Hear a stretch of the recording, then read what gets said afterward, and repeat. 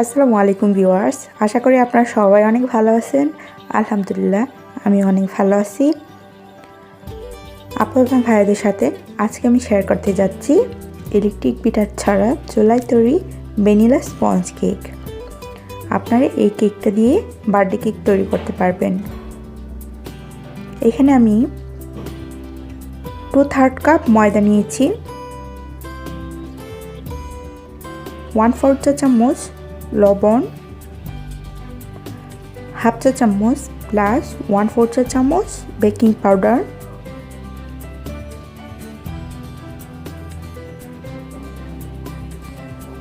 উপকরণগুলো একটি চালনির সাহায্যে ভালোভাবে চেলে নেব।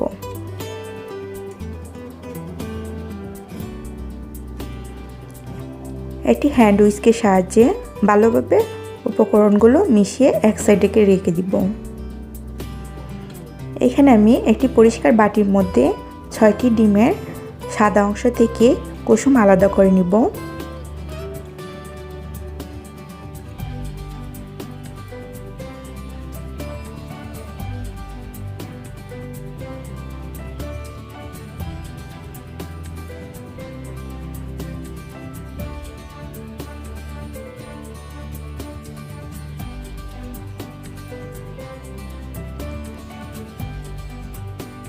আমি আজকে হ্যান্ড উইস্কের সাহায্যে ডিমের সাদা অংশগুলোকে বিট করে দেখাবো।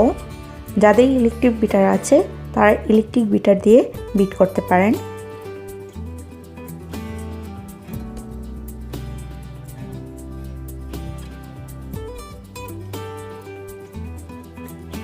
আমি কিছুক্ষণ বিট করার পরে 2/3 কাপ চিনি অল্প অল্প করে ডিমের ফোমের সাথে মিশিয়ে নিব। প্রথমে 1/3 কাপ দিয়ে অল্প অল্প করে মিশাতে থাকব, দেন আরও 1/3 কাপ দিয়ে আবার মিশাবো। তো টোটাল আমার 2/3 কাপ চিনি লাগবে। যারা মিষ্টি বেশি পছন্দ করেন তারা 1 টেবিল চামচ বাড়িয়ে নিতে পারেন, আর যারা কম পছন্দ করেন তারা 1 টেবিল চামচ কমিয়ে নিতে পারেন।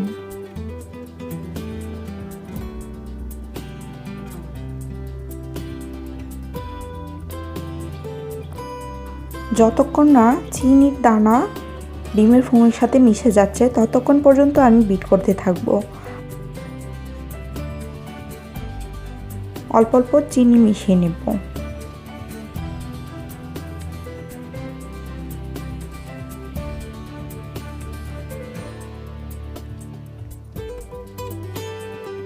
হ্যান্ড উইস্কের সাহায্যে ডিমের ফোম করা কষ্টসাধ্য হলেও এটা করা অসম্ভব কিছু নয়।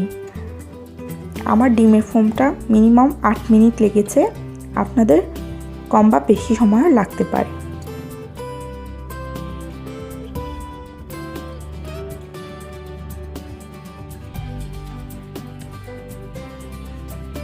আমি এই ভিডিওটা এই ডিমের ফোম করার সময় একটু এডিট করে নিই, আপনাদের বোঝার সুবিধার্থে এটা আনকাট রেখেছি।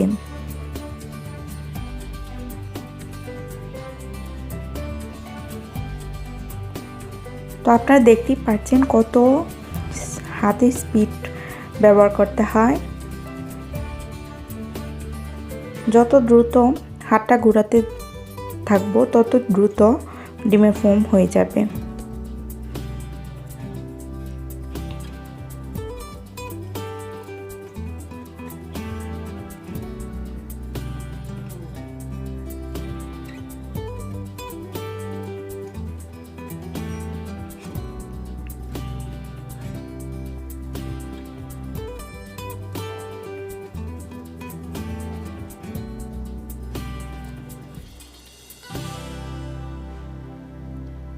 আমার চিনি লাস্ট পর্যায়ে দেওয়া হয়ে গেছে।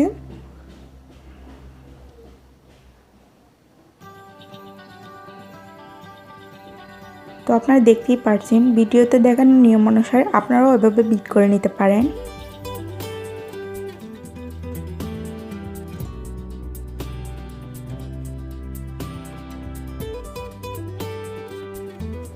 একটু সময় লাগলেও ডিমের ফোমটা আপনার পারফেক্টভাবে তৈরি করে নেবেন।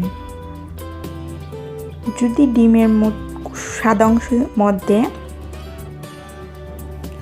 কোনোভাবে চিনি দানা থেকে যায় তাহলে কেকটা দেখা যাবে ফোলার পরে উপর দিয়ে দেখা যাবে কাঁচা অংশের মতো রয়ে গেছে। তো আপনারা চেষ্টা করবেন ডিমের ফোমের সাথে চিনিটা ভালোভাবে মেশানোর জন্য চেষ্টা করবেন। তো আপনারা দেখতেই পাচ্ছেন আমার ডিমের ফোম প্রায় হয়ে গেছে। তো আপনারা কিভাবে বুঝবেন ডিমের ফোমটা পারফেক্ট হয়েছে? আপনারা বিট করতে থাকবেন আর দেখবেন 4 লেখার চেষ্টা করবেন। যদি দেখেন 4টা লেখার পরে সাথে সাথেই মুছে যাচ্ছে না, মিনিমাম 2 থেকে 3 সেকেন্ড এভাবে থেকেই আবার মুছে যাচ্ছে, তাহলে বুঝবেন আপনার ডিমের ফোমটা পারফেক্ট হয়েছে।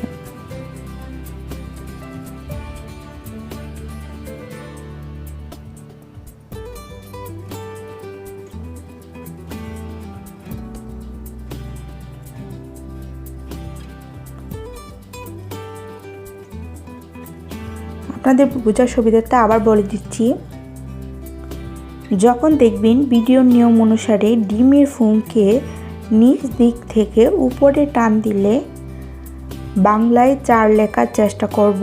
যদি দেখি 4 লেখাটা 2 থেকে 3 সেকেন্ড দেরি করে মুছে যাচ্ছে, তখন বুঝবেন আপনার ডিমের ফোমটা পারফেক্ট হয়েছে। আপনারা দেখতেই পাচ্ছেন আমি বারবার 4 লেখার চেষ্টা করতেছি।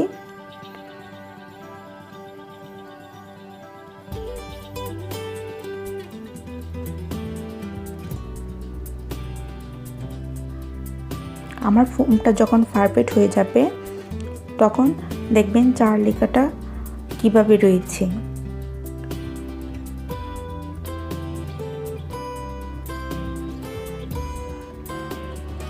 আপনারা দেখতেই পাচ্ছেন 4 লেখাটা লেখার পর 2 থেকে 3 সেকেন্ড উপরে বেশি রয়েছে, তারপর মুছে যাচ্ছে।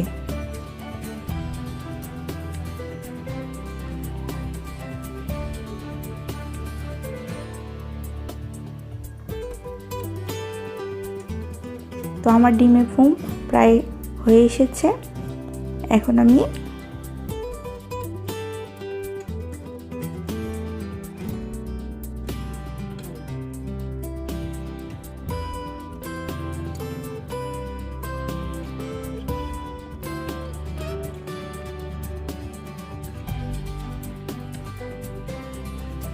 আমি ডিমের কুসুমগুলো মিশিয়ে নেব। ডিমের কুসুমগুলো দিয়ে হালকা হাতে বিট করে নেব, কোনোভাবেই জোরে জোরে বিট করা যাবে না। ডিমের কুসুমগুলো দিয়ে 10 থেকে 15 সেকেন্ড বিট করে নেব।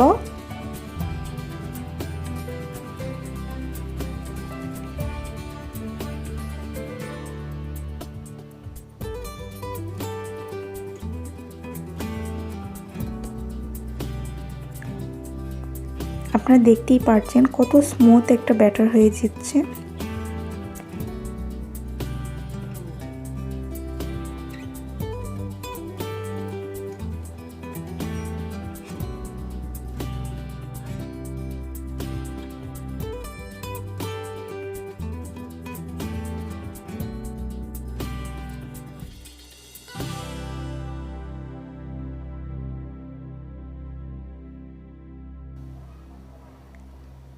তো এখন 1 চা চামচ ভ্যানিলা এসেন্স দিয়ে দিব।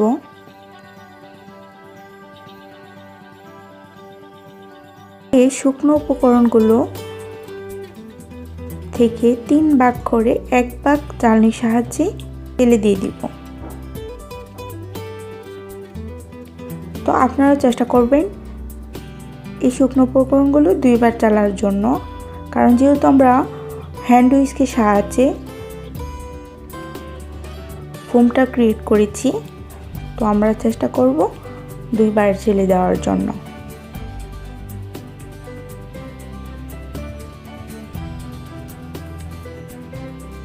হালকা হাতে এক সাইড থেকে ফুল করে মেশাতে থাকবো। কোনোভাবে উল্টাপাল্টা বা জোরে জোরে মেশানো যাবে না।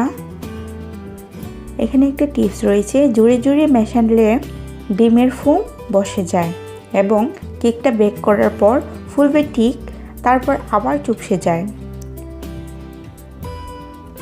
এখানে আমি 1/3 কাপ তেল 2 থেকে 3 বার মিশিয়ে নেব।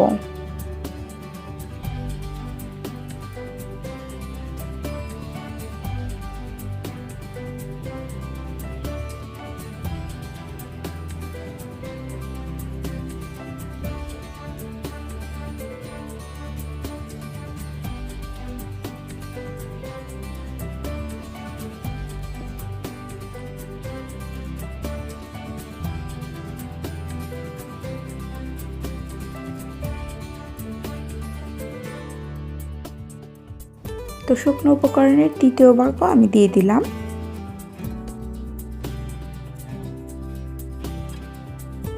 আমরা চেষ্টা করব এক সাইড থেকে ফোল্ড করে মেশানোর জন্য।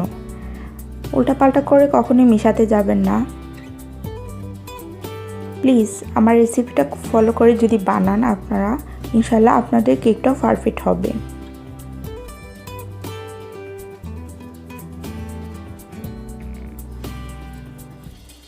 তো আমি বাকি তেলটুকুও দিয়ে দিলাম।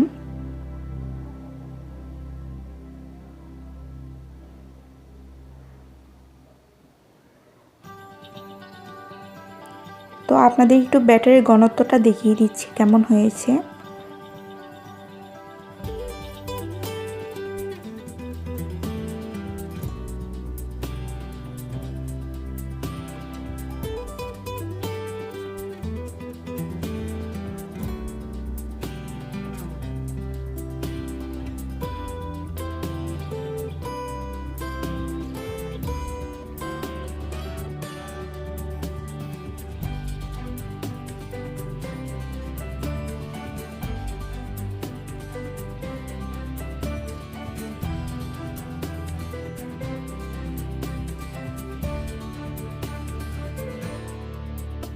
একটি স্প্যাচুলারের সাহায্যে আমি সাইড দিয়ে যে অংশটুকু উপরে লেগে আছে সেগুলো সবটুকু একসাথে মিশিয়ে নেব।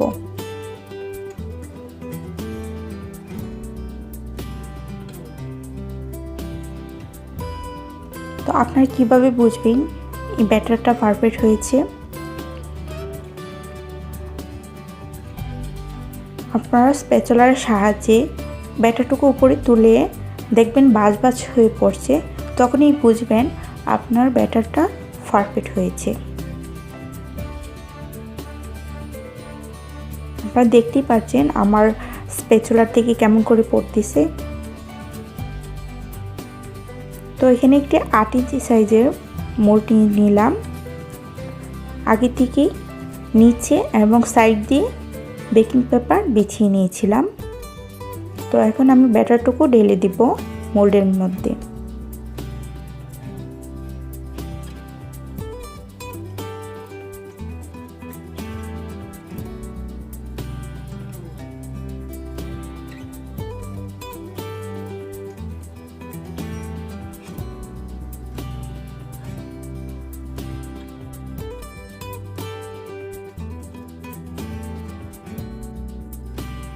মোল্ডটা দৌড়ে 2 থেকে 3 বার টেপ করে দিব যেন ভিতরের বাবলসগুলো বের হয়ে যায়।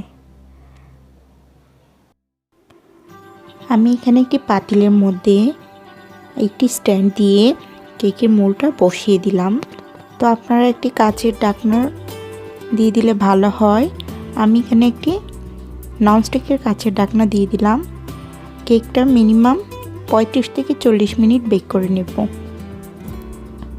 তো আমার কেকটা প্রায় হয়ে এসেছে। আমি এখানে একটি সাসলিকের কাঠি দিয়ে কেকটা চেক করে নেব।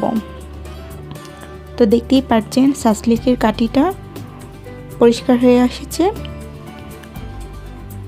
তো আমি কেকটা আনমোল্ড করে নেব।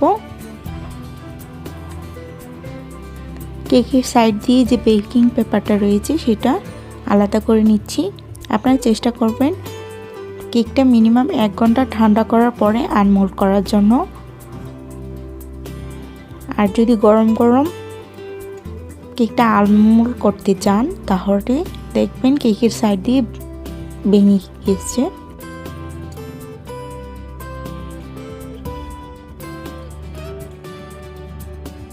তো আমি সাইড দিয়ে যে বেকিং পেপারটা রয়েছে সেটা সরিয়ে নিলাম। তো দেখতেই পাচ্ছেন আমার কেকটা কতটা স্পঞ্জ হয়েছে।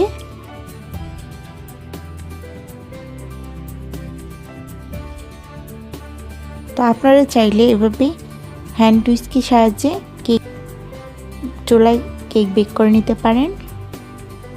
তো আমি একটি ছুরির সাহায্যে কেকটা মাঝ বরাবর কেটে নেব।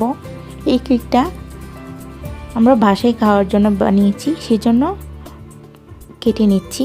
আপনারা চাইলে এটা বার্থডে ডেকোরেশন করতে পারেন, কেকের ডেকোরেশন করতে পারেন।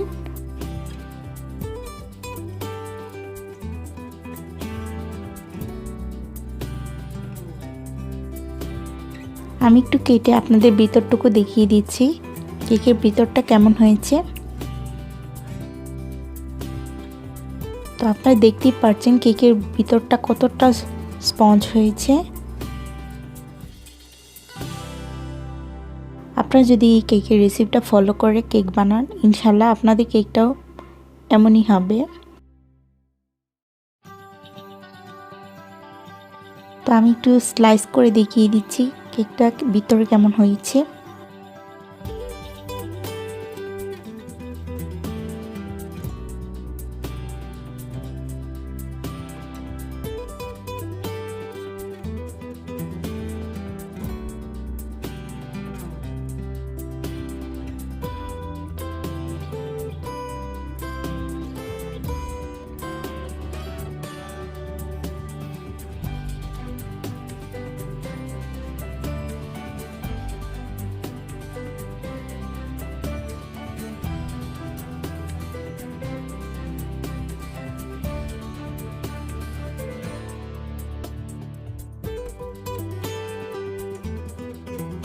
তো আমি একটি ছুরির সাহায্যে সবটুকু কেক স্লাইস করে কেটে নিলাম।